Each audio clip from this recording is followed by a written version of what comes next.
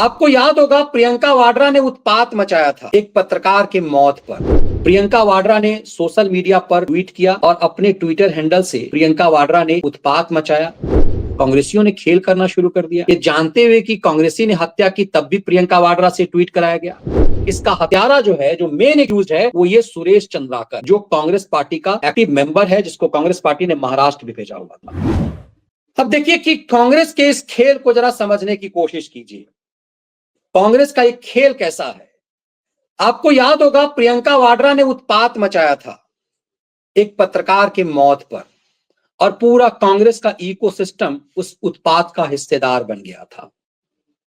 ये कि मुकेश चंद्राकर नामक एक पत्रकार, जिसकी हत्या की खबर आई कि मुकेश चंद्राकर की हत्या कर दी गई, उसे एक सेप्टी टैंक में डाल दिया गया और उस सेप्टी टैंक को भर दिया गया।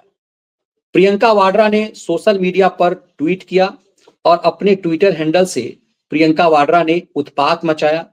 प्रियंका वाड्रा ने यह कहना शुरू कर दिया कि छत्तीसगढ़ में बीजेपी की सरकार है और वहां पत्रकार जो है सुरक्षित नहीं है। उसके बाद ट्रोलर्स, कांग्रेस का पूरा इकोसिस्टम, और इतना ही नहीं, हर जगह चुप रहने वाला एडिटर गिल्ड्स, वो भी उत्पात मचाना शुरू कर दिया। उनने भी कई सवाल खड़े कर दिए कि एक पत्रकार की मौत हो गई है और पूरा जो है बीजेपी की सरकार चुप्पी लगाई हुई है। आपको याद होगा कि 4 जून को प्रियंका वाड्रा ने ये ट्वीट किया था और हमने उस दिन भी बताया था। आज उसमें जो पकड़ा गया है उसका सच को समझिए। प्रियंका वाड्रा लिखती है, बस्तर छत्तीसगढ़ के पत्रकार मुकेश चंद्राकर जी की हत्या का समाचार स्तब्ध करने वाला है। खबरों के मुताबिक मुकेश जी ने अपनी रिपोर्ट में भ्रष्टाचार का खुलासा किया था, जिसके बाद उनकी बेरहमी से हत्या कर दी गई। मेरी सरकार से मांग है कि इस मामले में सख्त और त्वरित कार्रवाई हो, दोषियों को कड़ी से कड़ी सजा मिले। उस दिन में हमने कहा था, क्या प्रियंका वाड्रा का कांग्रेसियों ने खेल करना शुरू कर दिया, ये जानते हुए कि कांग्रेसी ने हत्या की, तब भी प्रियंका वाड्रा से ट्वीट कराया गया।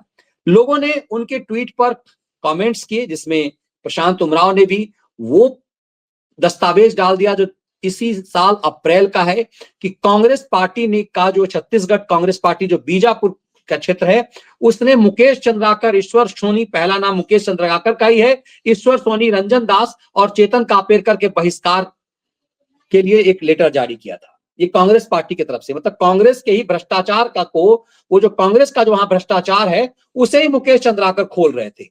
और कमाल की बात यह कि प्रियंका वाड्रा से ट्वीट करा दिया जाता है और सच ये सामने आता है कि इसका हत्यारा जो है, जो मेन एक्यूज्ड है, वो ये सुरेश चंद्राकर है, जो कांग्रेस पार्टी का एक्टिव मेंबर है, जिसको कांग्रेस पार्टी ने महाराष्ट्र भी भेजा हुआ था। ये सुरेश चंद्राकर के साथ कई तस्वीर कांग्रेस के कई बड़े बड़े दिग्गज नेताओं की है। इसको पुलिस ने देखिए कैसे गिरफ्तार किया। लोग लिख रहे हैं कि बीजापुर के पत्रकार मुकेश चंद्राकर की हत्या का मुख्य आरोपी ठेकेदार सुरेश चंद्राकर हैदराबाद से गिरफ्तार।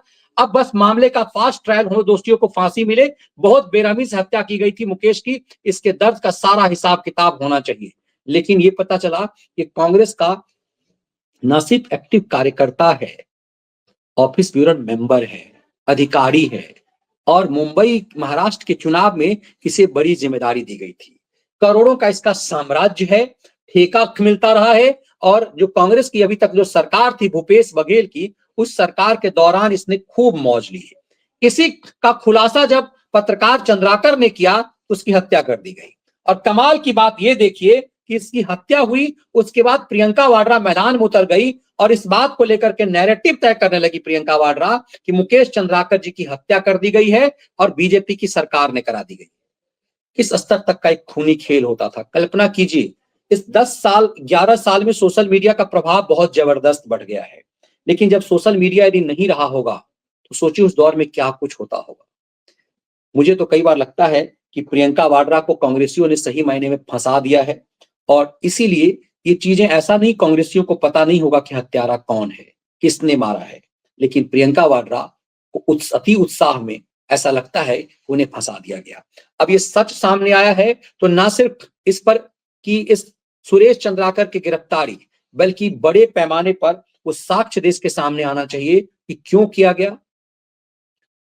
इस सरकार से पहले जो सरकार थी उस दौर में किस तरह से ये ठेकेदारी प्रथा थी, क्या कुछ लाखों करोड़ों का घोटाला कैसे हुआ, ये तमाम चीजें सामने आनी चाहिए और मुकेश चंद्राकर जैसे पत्रकार को इंसाफ मिलना चाहिए।